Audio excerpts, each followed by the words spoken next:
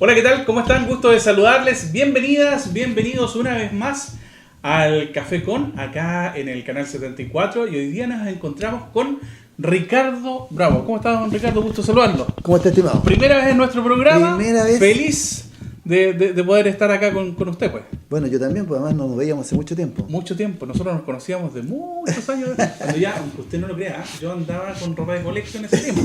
El año 91. 91, plan joven. Plan joven. El plan joven. Sí. Queda muy entretenido, ¿eh? Pero es genial.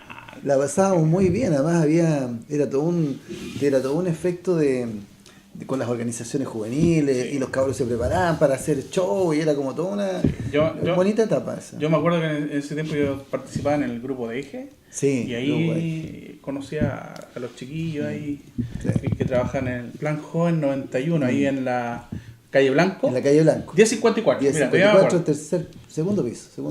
Exactamente. Sí, la Oye, pasamos bien. desde muy joven ligado al tema social. Sí, pues desde que estaba en el Liceo Eduardo Navarra. Ahí me formé y ahí empecé a trabajar en ese tiempo por lo que queríamos era derrocar la dictadura. Ese era nuestro principal objetivo y eso fue lo que nos entregó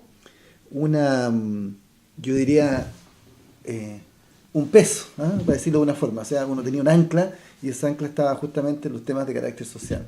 Y por supuesto cuando entré a la universidad, que también estudié en la Universidad Católica del Paraíso, el tema se profundizó mucho más y empezamos a hacer también un aporte formativo distinto, porque uno en la universidad uno es como una piedra y se empieza a pulir, ¿no es cierto? Y uno la empieza a moldar y ahí se consolidan, ¿no es cierto?, ciertos principios, ciertos valores y también se establecen lo que son las concepciones ideológicas que uno asume. Y yo ahí me definí inmediatamente que tenía que estar en lo que era el sector más progresista desde el punto de vista político. Y la verdad es que siento que ha sido una vida muy grata desde el punto de vista personal. Me ha significado crecer mucho también en lo personal, haberme dedicado a este tema. Yo soy ingeniero bioquímico, pero he trabajado y he hecho emprendimientos, pero en los últimos 10 años yo fui gobernador y después en el otro gobierno, el primer gobierno de la presidenta Bachelet y en el segundo gobierno de la presidenta me nombró intendente. Y estoy, como dije en una entrevista que me hicieron cuando me nombraron intendente, yo dije, me puedo morir tranquilo, porque y, claro, un montón de haber dicho que se muera luego, pero dije eso porque yo que provengo de una familia que fue muy sencilla, muy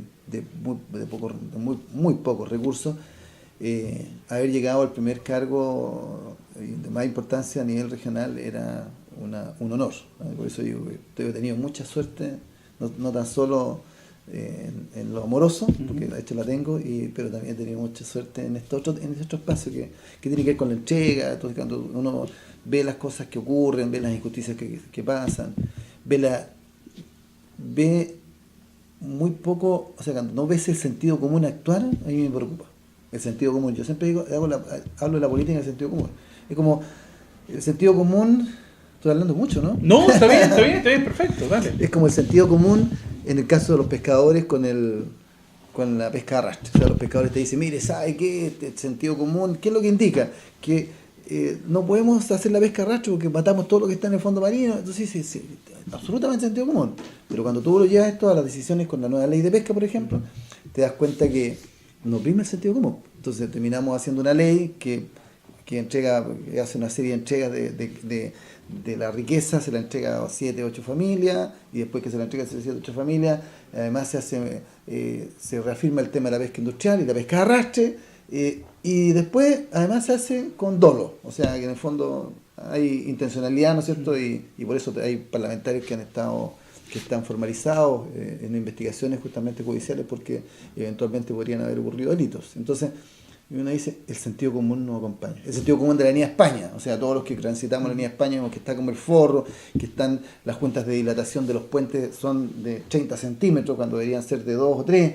Y uno todo indica que hay que intervenirla y hay que arreglarla.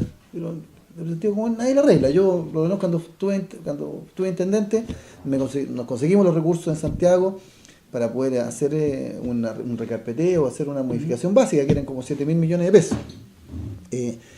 Y yo me fui y eso quedó trunco. Y yo dije, bueno, irán a licitarlo de nuevo. Y nunca pasó nada, y ha pasado 2 años y todavía no. Entonces el sentido común muchas veces no funciona.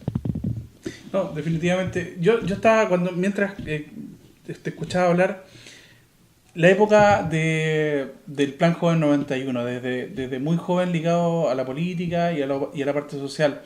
Las diferencias entre ese tiempo de efervescencia, de volver a la democracia, de a lo mejor los primeros pasos, el hecho de ser tú tan joven en ese tiempo y hoy día más consolidado, más con un trabajo a lo mejor mucho más pensado, porque muchas veces al principio uno va con mucha pasión, con muchas ganas de solucionar cosas y hoy día el hecho de poder pensarlas un poquito más, de tener un poco más de reflexión respecto a los temas. Ha cambiado un poco la época, aquella época y lo que es hoy día. Bueno, uno va madurando, pero... Mira, yo diría que la pasión, o sea, yo creo que si la vida uno no la vive con pasión, teniendo conciencia, si no la vive con pasión, la verdad es que yo digo, disculpe, voy a hacer una brutalidad a lo mejor, pero yo diría que tener relaciones sexuales sin pasión no tiene gracia. Uno hace el amor, y cuando hace el amor tiene la componente sexual y tiene la componente del corazón, de la pasión, con la que hace uno las cosas. Yo creo que las cosas hay que hacerlas con pasión, y esas son las que le dan sentido. Entonces, yo tengo la misma pasión que tenía a los 18 años o 17 años que empecé a estar en la política sin protagonismo, que era ayudar socialmente, era luchar por este tema de la dictadura, tirar panfletos, cosas que eran como dicen, como la vida, que era un torbellino. Pero es claro, después de pasados 30 años, yo digo, mi vida sigo tomándola con la misma pasión, pero también, como dice, con más reflexión y también con más convencimiento de que las cosas hay que hacerlas y hay que planificarlas. O sea, yo creo que uno también va madurando, y esa madurez te lleva a hacer que pensar o racionalizar en función de ciertos objetivos. Yo ahí tengo objetivos. O sea, yo digo, la gente me pregunta, bueno, ¿por qué quería ir al Congreso? Entonces yo digo, mire, porque me gustaría hacer modificaciones sustantivas. ¿A qué? Me gustaría aportar en tener una nueva ley de pesca. ¿Listo? Yo lo digo y digo, mire, sabe que hay que derogarla, no tengo ningún problema en decirlo, no tengo ningún compromiso además con ninguna empresa que me diga a mí, sabe que yo quiero que usted haga esto, le voy a indicar lo que usted tiene que hacer. Digo que hay que modificar la institucionalidad del Estado. O sea, el caso del Sename, por ejemplo, es la demostración más básica de que nosotros tenemos instituciones que están completamente anquilosadas, o sea, que se generaron y se crearon hace más de 50 años, o la situación por ejemplo, del Servio, que es una institución también que se creó hace 50 años, y que si tú miras su funcionamiento, hacen que la institucionalidad no sirva. O sea, que en el fondo tú, el Servio, para entregar una casa se demora, quiebra a las microempresas que en el fondo empiezan a hacer vivienda social, y porque no se terminó una parte muy chica, entonces a esa empresa no se le hace el estado de pago porque hay una diferencia entre lo que se planificó y lo que se le está pidiendo, y finalmente terminan las familias afectadas, terminan por una institución que está rígida, que no sirve, termina la gente sin casa. Y en el caso del Sename, también ocurre una cosa que no es lo mismo, que en el fondo ahí está involucrado, ¿no es cierto?, cuidado de los niños. Nosotros de hecho se los sacamos, digo el Estado, se los sacamos a la familia para poder cuidarlos mejor, y terminamos con una situación como la que tuvimos, y que yo creo que nos debería dar vergüenza a todos. No solamente quienes están en el gobierno, sino que el conjunto de personas que somos y constituimos este país. O sea, la vergüenza no es una vergüenza desde el punto de vista de la administración del Estado, es una vergüenza como país. Y yo creo que eso, si tuviésemos una mirada en esa perspectiva, yo creo que sería mucho más fácil abordar o avanzar en solucionar ese tipo de problemas.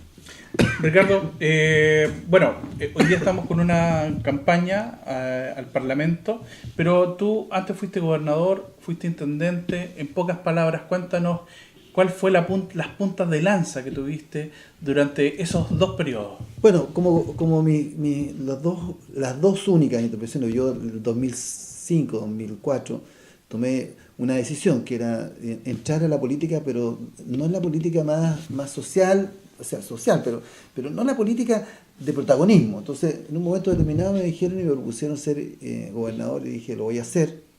Me dijeron, tú estás capacitado, estás preparado. Estuve 4 años de gobernador y uno de los temas que abordé es el tema de seguridad.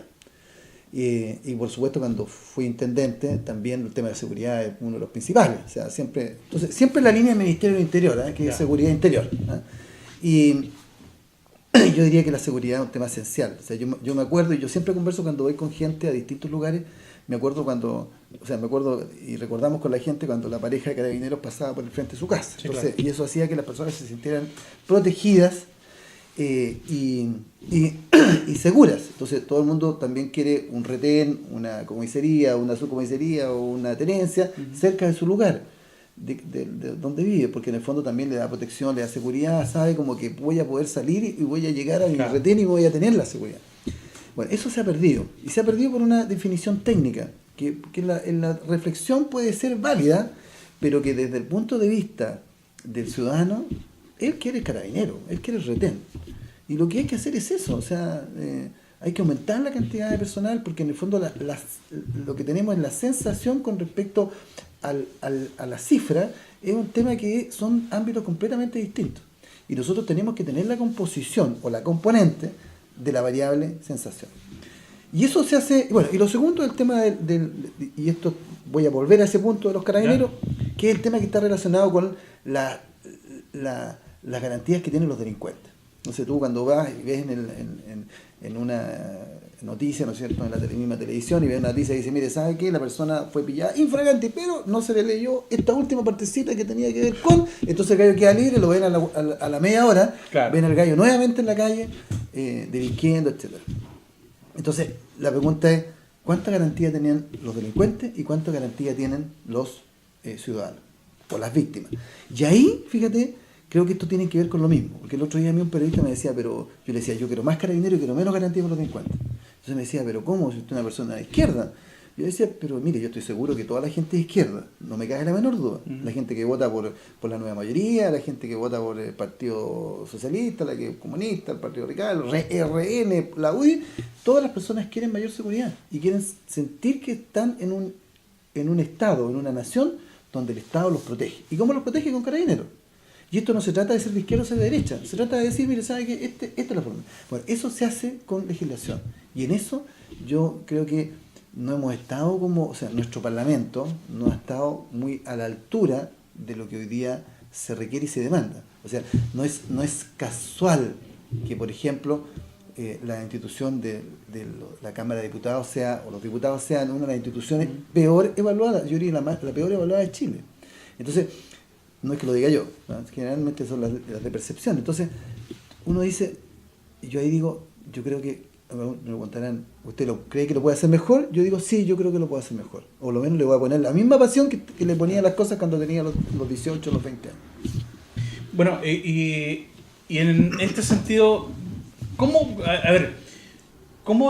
tú postulas? ¿Cómo se decide? Porque muchas veces, bueno, ahora dentro de poco, no sé si ya se vienen los intendentes electos, porque ahora se les va a llamar de otra forma. Gobernadores regionales. ¿Cómo uno postula? ¿Cómo se elige a través del gobierno central hasta el día de hoy los intendentes? ¿Cómo se hace eso?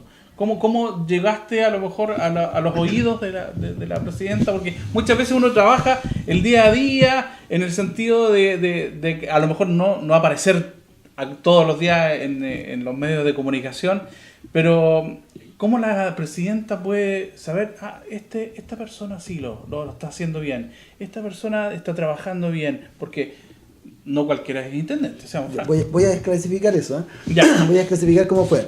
Bueno, yo conocí a la presidenta durante los 4 años, trabajé con ella, me la encontré en un montón de partes, una visita, etcétera. Ella sabía súper claro quién era yo. Ya. Segundo, yo fui candidato en Viña del Mar, a la Cámara de Diputados, no logré el objetivo de llegar a la Cámara de Diputados, pero también me encontré con ella mucho. Entonces, ella sabía esto que estoy haciendo desde que clasificarlo. Ya. Desclasificado. Ella sabía exactamente quién era yo, Ricardo, o sea, no había duda. Entonces, yo sabía que podía ser una de las personas que podía estar en ese listado, porque los partidos, o sea, el ministro del Interior le pide a los partidos que le entreguen alternativas y propuestas Claro. Entonces, yo me enteré después que yo estaba en una de las externas, porque yo era de la región, entonces era Claro. de las personas más conocidas que tenía ella, de las personas que más conocida tenía la región, además tenía visibilidad pública, había hecho un gobierno de 4 años participando como gobernador, sabía lo Claro. que era el Ministerio del Interior. Y ese día, me acuerdo que el día viernes, día de 30, me fui a almorzar a la casa, entonces yo tenía un tablet malo, Ya. y en este tablet me puse a desarmarlo. Yo, como soy inquieto, lo desarmé Ya. y le instalé una patita que yo había comprado. ¿No? Entonces estaba en eso, en la terraza, en la terracita chica que tengo en la casa, y suena el teléfono, y un número desconocido. Entonces hay un parlamentario que siempre me llamaba a preguntar, ¿tú sabes algo? ¿Qué es lo que está pasando? Me llamaba, Ya. yo no digo, ¿por qué me llamaba a mí? Le decía yo. No. Entonces, porque algunos pensaban que yo podía pasar eso. Entonces agarro el teléfono. Ya. Ay, dije, otra vez este gallo. Ya. ¿Qué le voy a decir? No tengo nada que decirle. Pero, aló, enojado yo. Ya. Entonces siento una mujer Ya. que dice, sí, ¿cómo?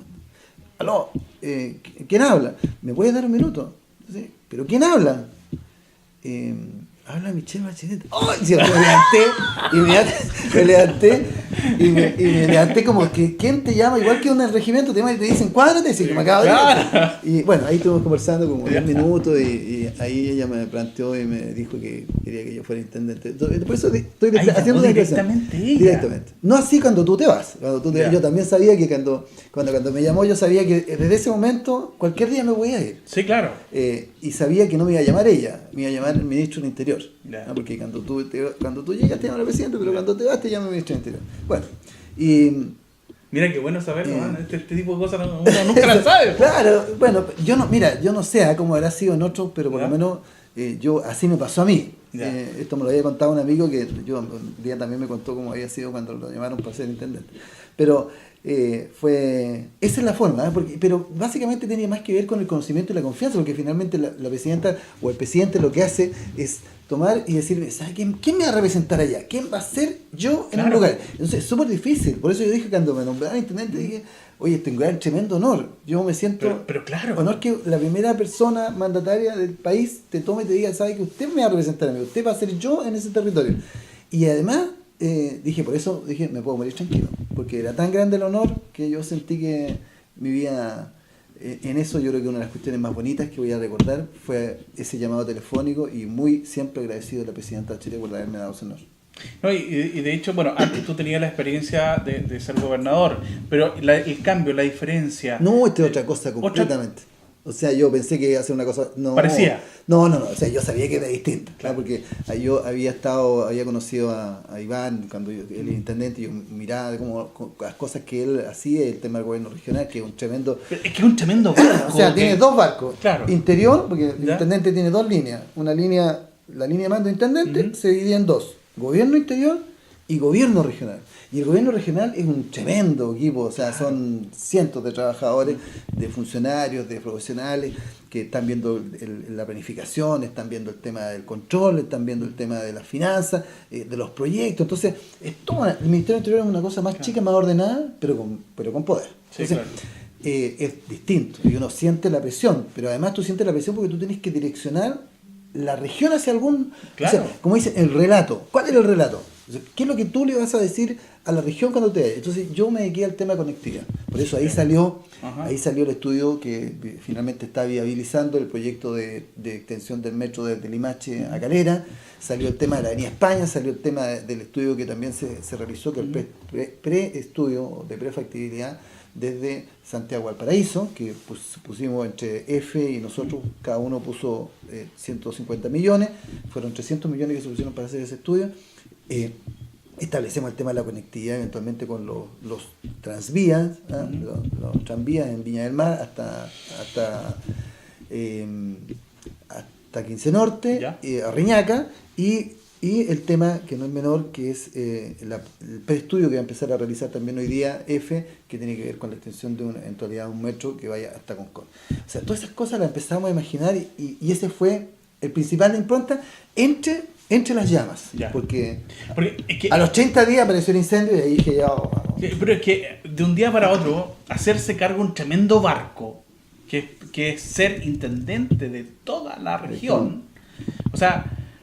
además, me imagino porque, o sea, imposible que esto no suceda. Yo creo que la cantidad de llamados telefónicos que te hicieron Sí. y de los amigos que te aparecieron, porque tiene que haber sucedido eso. O sea, personas que a lo mejor no has visto hace muchos años, te empezaron a llamar. Aparte de felicitarte, a lo mejor también para pedirte favores. Lo más probable, porque eso es como que un amigo se sacara la lotería. No, yo creo que ¿O no pasó mucho? hubo pocos desubicados. Ya. Tuve hartos llamados de gente que yo no veía hace 20 años, Ya. 30 años, y que recibí los llamados súper gustosos porque en el fondo era para felicitarme. Y ellos se acordaban mucho de la historia donde yo vivía, donde Rodelillo, Sí. yo vivía en Rodelillo, ese era como mi lugar en Valparaíso.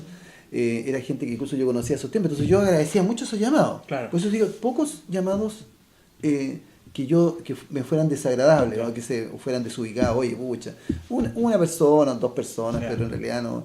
Pero tiene que ver también con el reino del Señor y de todo, así que Sí, lo por tanto- supuesto, porque es que Pero no, fíjate, pero lo que yo más sentí fue esa presión de oye, ahora, o sea, es como decía, ahora tú eres el jefe, entonces, churra, yo no podía dormir.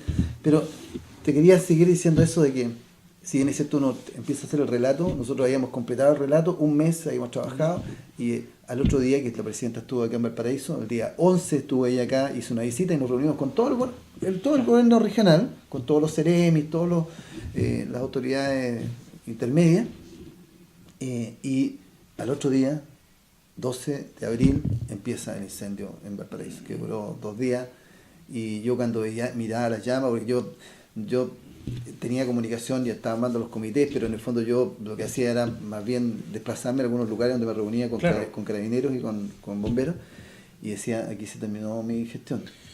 O sea, se terminó porque en el fondo de ahí en adelante yo pasé a estar preocupado del incendio Ujú. y de la sequía, porque además Claro. en ese momento no llovía como llovió este año, por ejemplo, y teníamos una sequía súper intensa y en todas partes la gente pedía alimentos, pedía forraje, nos pedía más agua, o sea, era una cuestión que eran 2 pulmones, ¿ya?, que te estaban absorbiendo todo el oxígeno, y yo tenía otros pulmones que también alimentar. Ricardo, diputado, te vas a tirar con el tema, digamos, de la elección a diputado. ¿Cuáles serían tus principales aristas a desarrollar, digamos, en la Cámara de Diputados? Bueno, mira, yo te señalaba que para mí hay varios temas, o sea, uno de los temas de la seguridad yo creo que es fundamental, creo que en eso hay que legislar, hay que ver el tema de la ley de control de armas, o sea, ver el tema de más carabineros, pero de una forma mucho más institucional. O sea, esto es como el equivalente a decir, cuando dijimos el Estado chileno tiene que hacer de la educación una palanca, ¿no es cierto?, de cambio de las familias, como modifican, pero además tiene que ponerle calidad, gratuidad y una serie de otros factores. Tiene que ser laica, tiene que ser libertaria, etcétera.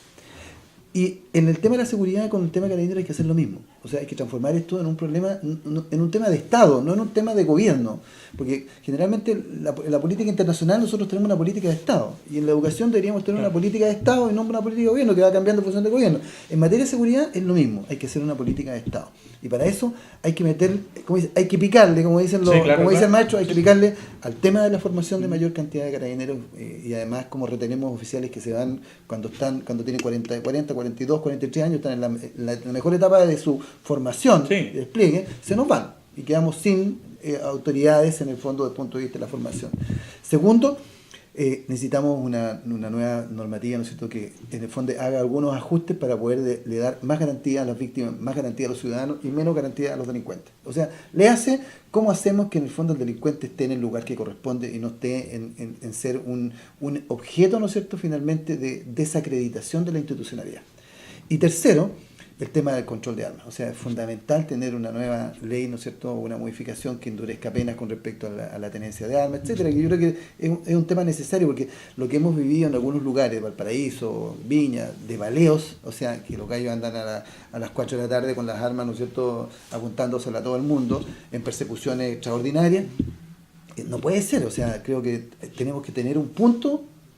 Y ahí, fíjate que yo no tengo problema, yo anoche estaba en una reunión, entonces me contaba, bueno, pero dije, yo soy conservador en eso, yo prefiero tener yo prefiero tener a los ciudadanos tranquilos, que además no se sigan enrejando como los tenemos, es una cuestión... Sí, claro. Bueno, ese es un tema, el tema de descentralización, o sea, yo fui intendente y te quiero decir que no es posible que el intendente maneje, o sea, tenga para poder dirigir los destinos de la región, pueda resolver solamente el 5% del presupuesto de toda la región en materia de inversión. O sea, para que las personas que nos están viendo, 5 millones de 100. ¿No? Ahora, si le ponemos 1.000 millones, son 50.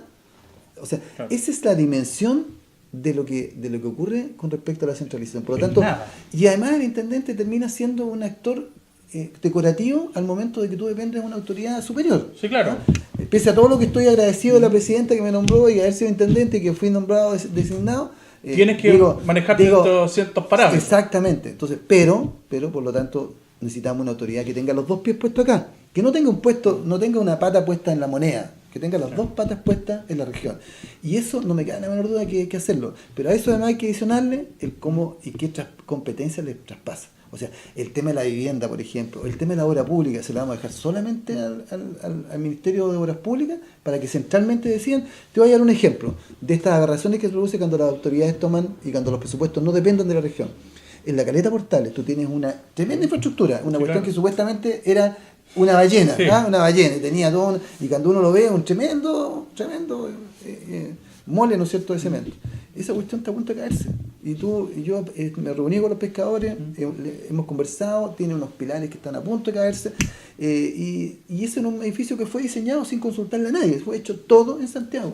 Bueno, el tema de la descentralización, digo, esto como ejemplo, hay otro montón de otras que podría manifestarte, pero que tienen que tomarse y comenzarse a tomar decisiones localmente, para que de esa forma, en el fondo, por último, es como cuando uno cumple 18 años, o sea, tenemos 200 años de historia republicana, más de 200 años de historia republicana desde nuestra independencia, y ya hicimos, ¿no es cierto?, ya cumplimos los 18 años, o sea, yo creo que es suficiente para que digan en las regiones es posible que también vayan definiendo como lo hacen los jóvenes. Uno cada cierta edad empieza a traspasar más responsabilidad a los niños, y ahí viene un tema que es central. O sea, en este objetivo yo creo que lo que hay que hacer no solamente constituir un Estado de Derecho, ¿no?, donde las personas tienen garantías, y esas garantías están establecidas y por lo tanto tienen muchos derechos, sino que también tenemos que construir una sociedad donde también nosotros le traspasamos a los ciudadanos deberes. Y esto, porque como todo en la vida, tiene que haber derechos y deberes. Y si no lo hacemos así, obviamente vamos a terminar con una sociedad donde los jóvenes, donde las personas van a quedar completamente desafectadas de todo, y por supuesto las instituciones, como en este caso, completamente desinteresadas. Yo estoy seguro que si tuviésemos una región donde se toman decisiones importantes para ella, pero acá tendría mucho mayor compromiso de lo que ocurre hoy día con decisiones que solamente se toman en Santiago. Genial. Ricardo, queremos agradecerte por la presencia. Me quedaron algunas, pero el tiempo siempre limitado. La idea es que podamos seguir conversando de este y otros temas, porque, o sea, si hay algo que nos apasiona es precisamente el futuro de nuestra ciudad, nuestra comuna y de nuestra región, por supuesto. Así que queremos dejarte invitado para otra oportunidad. Y también queremos agradecer la sintonía de cada uno de ustedes que están al otro lado de la pantalla. Gracias, Ricardo, muchas gracias por estar con nosotros, y nos volvemos a encontrar la próxima semana en otro Café Con. Que lo pases bien. Chau, chau.